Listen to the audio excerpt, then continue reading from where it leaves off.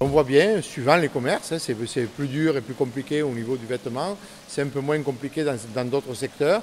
Mais voilà, mais l'objectif c'est aussi d'être sur le terrain et de voir avec la totalité des commerçants comment tous les dispositifs régionaux, avec les dispositifs de l'État, avec les dispositifs qui sont un peu partout mis en place, que ce soit la métropole ici de Montpellier, comment tout ceci se met en place et surtout est-ce que les commerçants pourront résister à cette problématique des 2 mois fermés et comment dans le temps on va pouvoir aussi travailler. On travaille avec la présidente Carole Delga sur un grand dispositif avec Kitties, avec des bons d'achat sur la fin de l'année, de septembre à décembre. On a démarré avec les gilets jaunes, après on a eu les grèves, on a eu les manifestations, on a eu tout ce qu'il faut, et puis pour couronner le tout, on a eu le Covid-19. Et là, ça a été vraiment les stockades. Je pense que les gilets jaunes, les gens ont déjà perdu beaucoup de chiffre d'affaires, on était déjà vraiment très impactés. Et là, le Covid, c'est 2 mois de chiffre d'affaires en moins. Et puis, qu'est-ce qu'on a? 1500 € alors qu'on paye des 3 000 et 4 000 € de loyer par mois.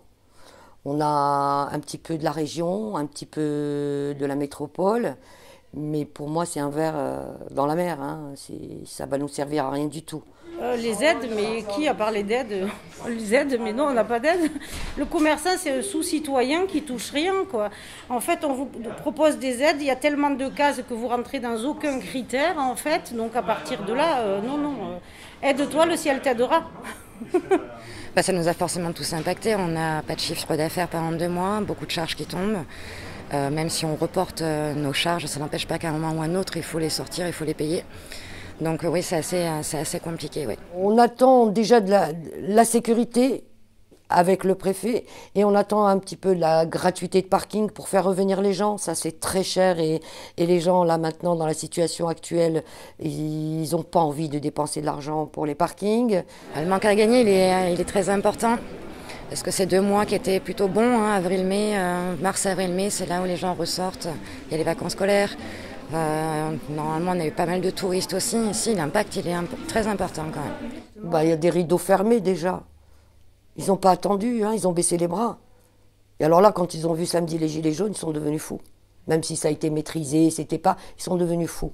Ils sont devenus fous, ils sont prêts à faire une milice, aujourd'hui. Les gilets jaunes, il faudrait qu'ils oublient le centre-ville. Parce que là, il faut varier un petit peu les plaisirs, je pense. Ça fait longtemps qu'on les a en centre-ville. Et là, vraiment, avec ce qu'on vient de passer, on n'a vraiment pas besoin de ça.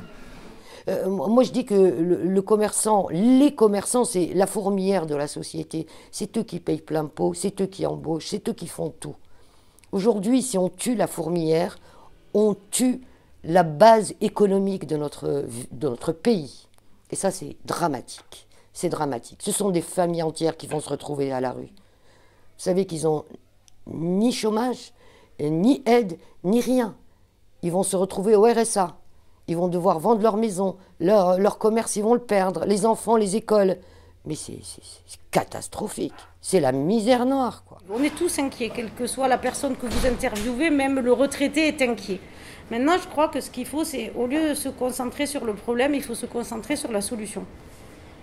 Et si on commence à mettre notre énergie sur la solution, on va plus positiver les choses. Voilà, donc j'essaye de prendre le problème à l'envers. Le problème, il est là. Maintenant, je veux voir comment on va en sortir. Voilà.